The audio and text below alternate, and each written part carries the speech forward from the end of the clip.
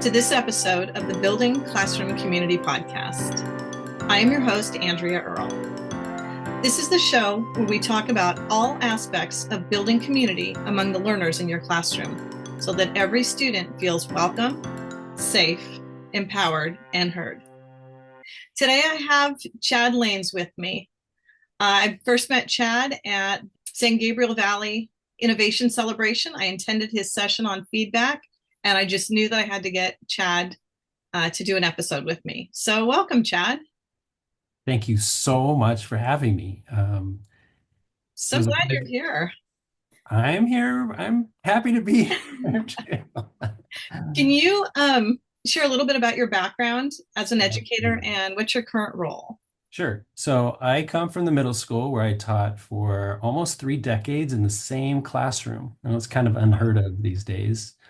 I was at a school in Hawaiian Gardens. I taught middle school history, and I have been in this position for probably, this is the beginning of my second year. So I was part of the district's tech integration program.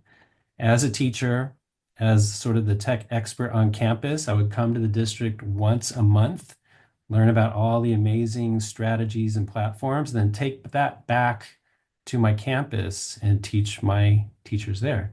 I always sort of envisioned myself being a part of that team if the opportunity ever came up, and it actually did. I got some good phone calls from important people here at the district who said I should take it, and I'm so glad I did.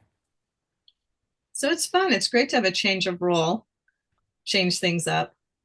And it's great that Absolutely. you get to share and give back. And you're an ABC Unified, That's correct? right. That's right. We met during your session. You talked about feedback. Mhm. So can you just share a little bit about why feedback is so important? And like, what are the critical aspects of feedback?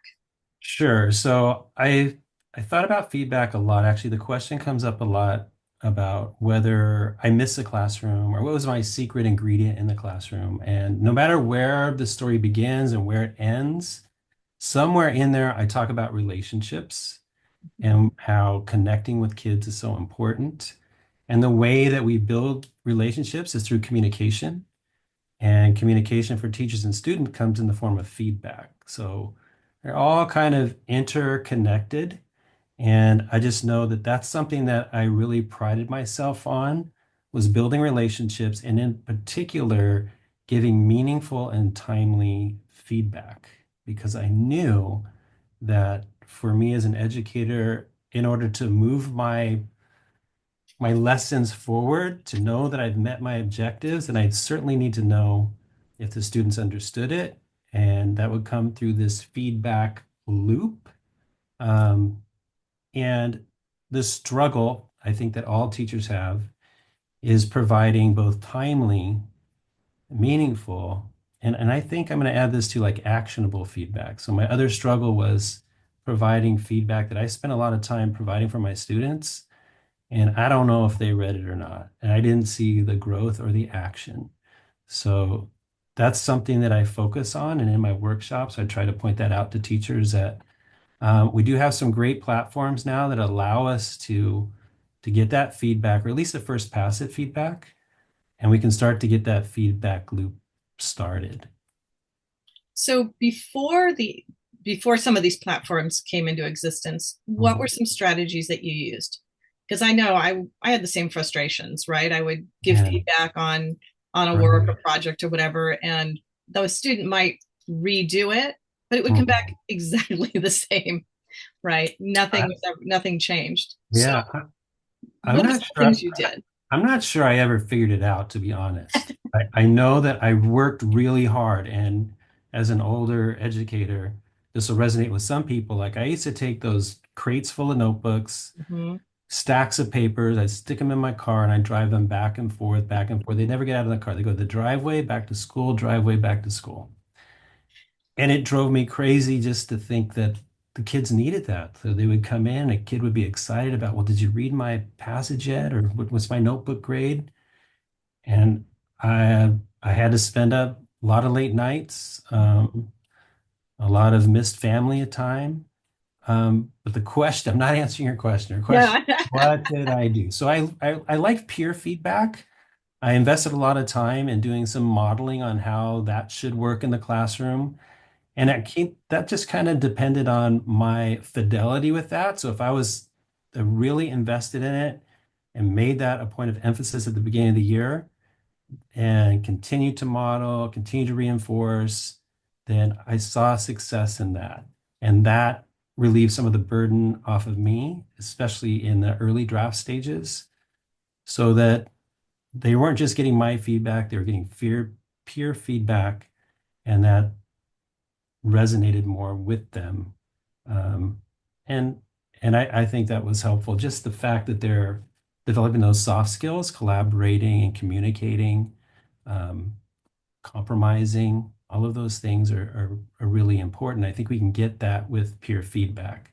So I caution teachers today with these platforms that can give feedback that we still want to lean into those tried and true practices that we know. So still let them do peer feedback, and you can still then bring in an AI chatbot to maybe be a third person, not quote unquote person in the process. Yeah, absolutely. Yeah, I had some structures for peered feedback, like check check checklists and set of Hmm. starters to give the student something to talk about and something, you know, maybe they had to provide something actionable for their partner Sure. and vice versa for that accountability. Yeah, But they you're right, definitely need that. it does develop those soft skills. But now we do have some AI tools that Me too. can, you know, support feedback and kind of save us a bit of time. True. So tell us what are your favorites and what do you. Well, my favorite is Brisk Teaching. It's a Chrome extension. What I like about it, it just kind of travels with you wherever you go, that little extension, whether you're on a slide deck or you're on a Google Doc or even on YouTube, it's with you. And for feedback that's timely, and again, a first pass, it does a really good job. So if you want to attach a rubric to it, then you're really getting that pointed feedback. And the more prompting you do, the better it's going to be. But I've found that at least my teachers are telling me that they really like it. Again, it's something maybe we'll talk about later, but that if we're only using that and we're not putting our human heart and soul into it, then the students are going to become immune to it. They're going to resist it, and we're going to get back to that same. It's not actionable. They're not reading it. It's not coming from the teacher that they want it from. So we make sure that we are personalizing the feedback that we provide. Yeah, I like how you said first pass Yeah. because it can give, like you said, using a rubric, it can give good feedback, good suggestions Mhm. for students for improvement, and you can target that. I'm also a big fan of Brisk, so Yeah. I use it quite a bit. I've even used it on my own writing, and I've Yeah. gotten some I good started feedback and good ideas. Oh, I hadn't considered something. I just started thinking about that recently. I said, yeah, why not? Why don't I use it for myself? I mean, we all need feedback, right? We can go Right, back. I kind of joke about this in my presentation sometimes that like we've been giving feedback or seeking feedback since we came into the world, right? Our yeah, first cries out of the womb, we are asking for comfort or food or whatever. And through time, we learn to request, however it was, that sort of connection with people. So absolutely. it's in us, and I think all humans sort of crave it. Mm-hmm. And but I like how you said, you know, you've got to have the human in it. Hmm. Because I think I've heard students say, well, I know the teacher's not reading my work, so why am I bothering? They're just running it through AI. So why don't I just use AI to, you know, write my work? For sure. Then you have this So daring contest. yeah, exactly. So Who's it's going to blink first? give AI Mhm. feedback on the AI written. But I do think it's important that we stress the Mhm. human element. So I have a way to mash that up. I thought Okay. about this recently. That you still use Brisk, and Hmm. you print out whatever feedback Brisk provides. You group the students into to collaborative groups. So you have two of them, peers working together. And then you're bringing in that third element, third partner. So now, and we've all dealt with it as teachers, where two students are just staring at each other, no matter how many sentence starters you've provided for them, how many rubrics, how much modeling, they still don't know what to say to each other. Either they're afraid to offend or they're quick to offend.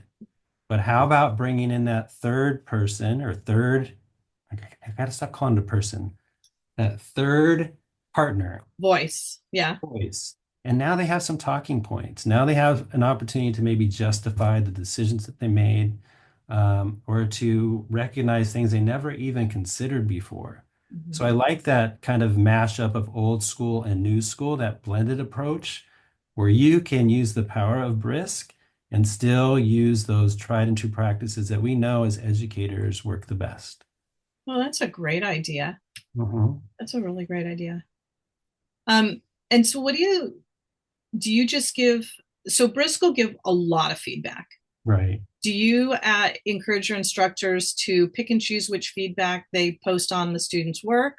Or do you just dump it all there? Or how do you Yeah, manage that? Because it can be a lot. I know for if you sure. use the free version, or if you don't use a rubric, you get glows, grows, and wonderings. Yes. And then if you use a rubric, it's a little more targeted. But how do you manage? Because all that feedback can be overwhelming, right? Too much. Absolutely. So as a teacher, you know your students best and you know what they're receptive to. And with the targeted feedback, that's where they're putting the comments on the side of a document. And as an educator, that's completely editable. So you can either choose not to include that as a comment or delete parts of it, add parts of it. So absolutely, I want my teachers always to be using their HI or their human intelligence. um, Way back in the day, we branded that as sort of our philosophy at ABC. It was HI plus AI, and you get all the Yep. wonderful things. It was a very intentional formula with HI first. And the more I think about it, that formula was incomplete because it's really HI plus AI plus HI plus AI plus HI until you get what you want. So as an educator, you have to be mindful of what is being iterated for you, generated for you, and just remain connected with your students. Like you know what works for them or what is needed. Um, for sure, use a rubric. And if you don't have a rubric, Risk can build one for you. So if you've assigned something, you're like, oh my gosh, I don't even have a rubric, or I lost a rubric, or it's in a file somewhere, they can either through Brisk or through Gemini or whatever your large language model thought partner is, you can create a rubric and get way better feedback. Yeah, absolutely. And then you can target it too, right? If you only Right. want to look at sentence structure, or you only want to look at, Yeah, that whatever was my element. recommendation. I kind of left that out, but right. Especially as a first pass, I would be focusing on a particular skill. So if it's writing a thesis statement or having a strong conclusion or identifying the use of transition words, that that's really good. I had a teacher recently who was he's a high school teacher, a little bit resistant to AI, and he was asking me how I'm supposed to use it. I don't know how to give feedback. He says, I have this big stack of papers on my desk and I'm counting the number of citations in the paper. I'm like, you should not be doing, you are a smart man. You should not be doing that. These are the type of things that AI can do. Take those mechanical things out Mhm. and do what you do best. Like he's an amazing writer, he's a very thoughtful person. Uh, he's an engaging teacher, but it just pains me to think that he's counting citations where AI could do that, or we go back to peer, that should be part of the peer Your feedback feedback. piece. Yeah.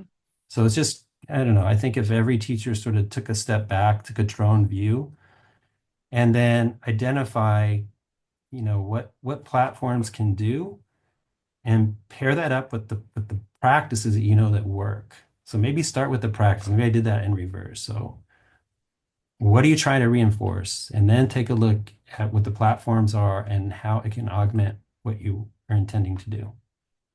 Yeah, I think that's great. I mean, some of these AI tools really can save us time For if, sure. like you said, we use them with intentionality Right. and we're addressing a problem of practice, not just, throwing it out there. Mhm. Um, I think it's important to point out to our listeners that Brisk works on Google Docs for the feedback. Mhm. And you definitely want students typing directly in the Google Docs. I know teachers are worried about cheating. And I had a teacher the other day tell me, well, but if I let them, type everything, they're going to cheat. And I had to tell her, this is a young teacher. I had to say, they were cheating back in my day. It was Oh my just paper and God. pencil. It was like, can I borrow your paper? Let me copy it. So, kids that want to cheat are always going to cheat. You Oh, just have to give them reasons not to cheat by making your assignments more engaging, more personal, right? yeah, yeah, And the for sure. feedback So if actionable. Yeah. you're investing your time and calories trying to catch people cheating, let's rethink what the assignment is. Let's be explicit about the instructions and how AI is to be used on a particular assignment or not at all. But if you're trying to catch kids, I hate when I hear those stories. Brisk teaching does have an inspect writing component in it, but it's so easy for students to get around that. They've been proven to not be accurate. And what you said about people all cheating since the beginning of time, I'm sure. And there's a recent, I don't know what university, it's a big, maybe Ivy League school, and he was asked about cheating and actually did a survey or had survey data from before AI. Okay. It turned out that 70% of students cheat. Post AI, do you know what the percentage is of students that cheat? I think it was the same, wasn't it? 70%. It's the same number. Yeah. So nothing's changed. It's a cultural thing. And you can work on changing that culture by having some good class discussions. And like you said, let's change the type of assignments we're given, allow students maybe value and acknowledge voice a little bit more, acknowledge and value growth a little bit more, and tell the students that you're not looking for perfection, especially as an English teacher. Like, I want to know where you're at. I want to meet you there. And then it's my job, and we're going to grow together. We're going to get better together. But if you're just pulling things from the internet or having AI do it, then I don't know. I don't know who you are, and I don't know how to help you. But that comes down to the assignment, right? I mean, not Sure. everything has to be a 5 paragraph essay.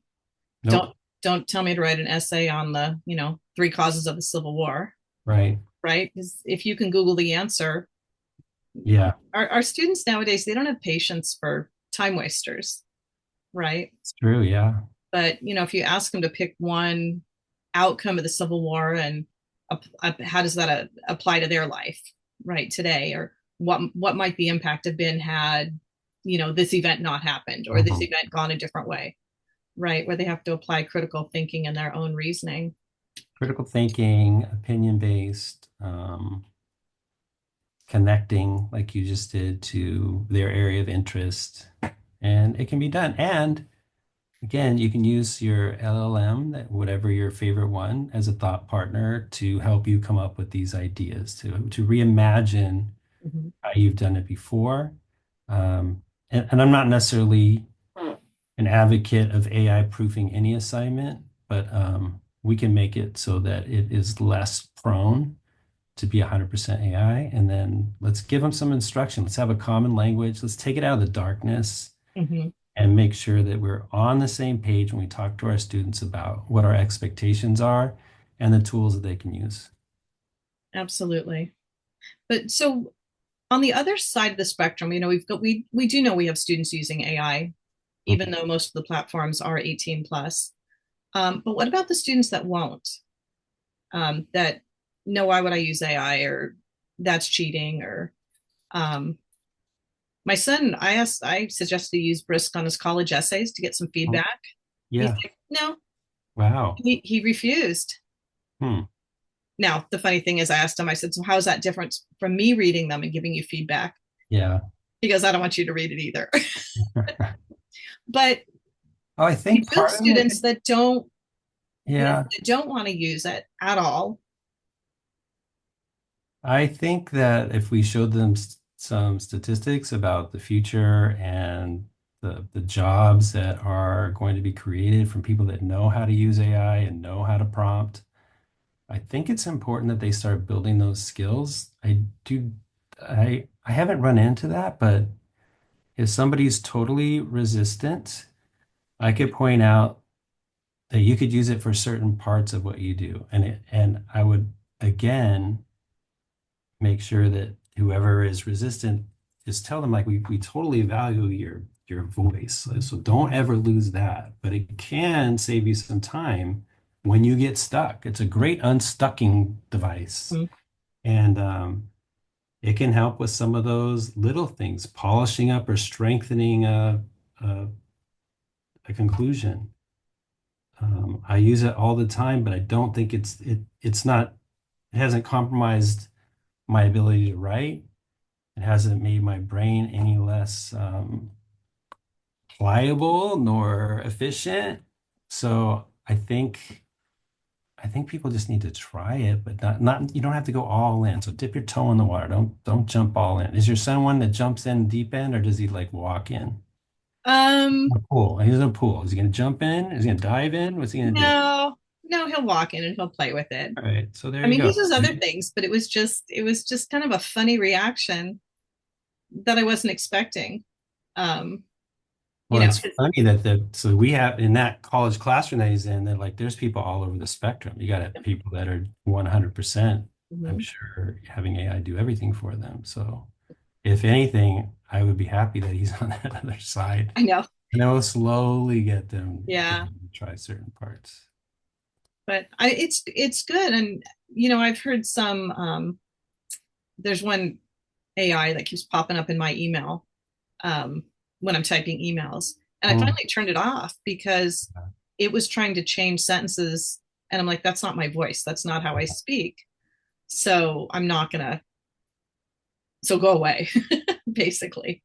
But other things like correcting my grammar, my punctuation, if I get a tense Yep. wrong or Yep. spelling wrong, I think that's extremely helpful. Hmm. And sometimes, like you said, just how to say something a little clearer, you That's know.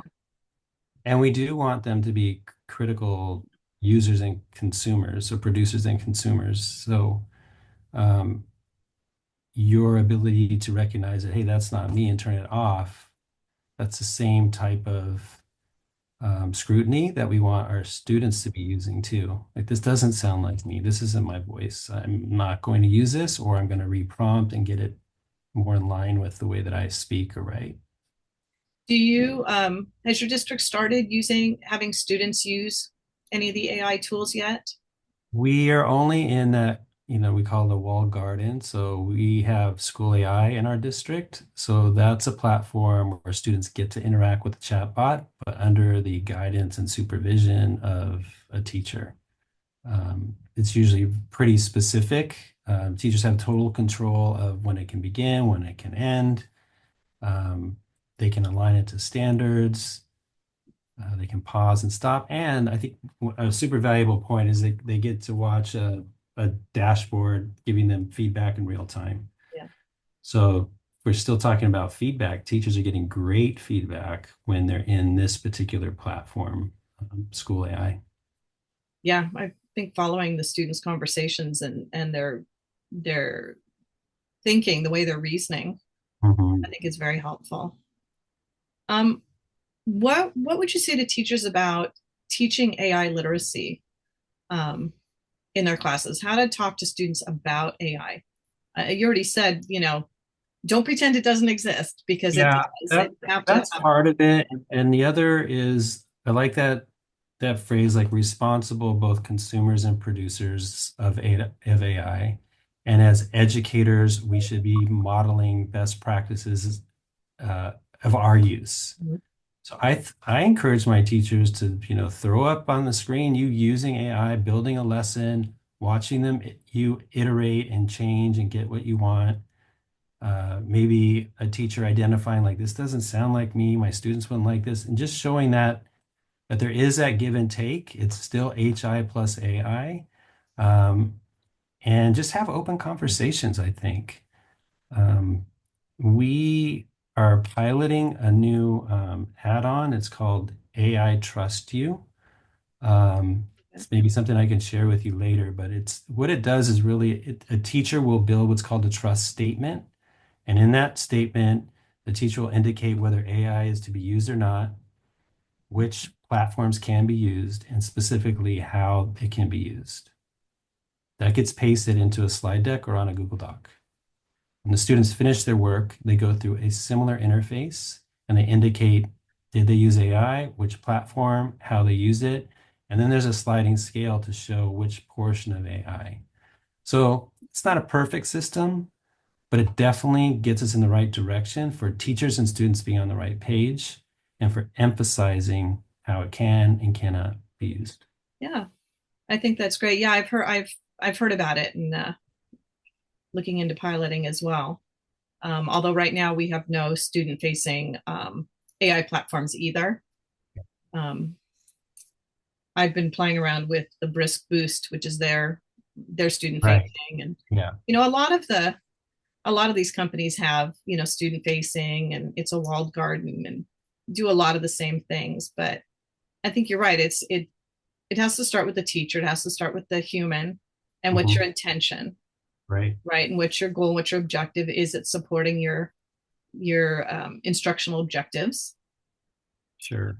And to make sure students are part of the conversation, I think There's it's really also, critical. yeah, maybe um, sort of springboarding those conversations. Common Sense Media has a lot of really good short videos and accompanying lesson plans. So if a teacher is really interested in reinforcing those media literacy skills, it'd be a great way to just get them started, little warm-ups, get them thinking about right and wrong ways to use AI. Common Sense Media. Yeah, commonsense.org. Yeah, Mhm. that's great. Yep. Well, thank you so much for joining me today. Do you have any closing thoughts? To thank you for letting me come in here and talk about one of my favorite subjects.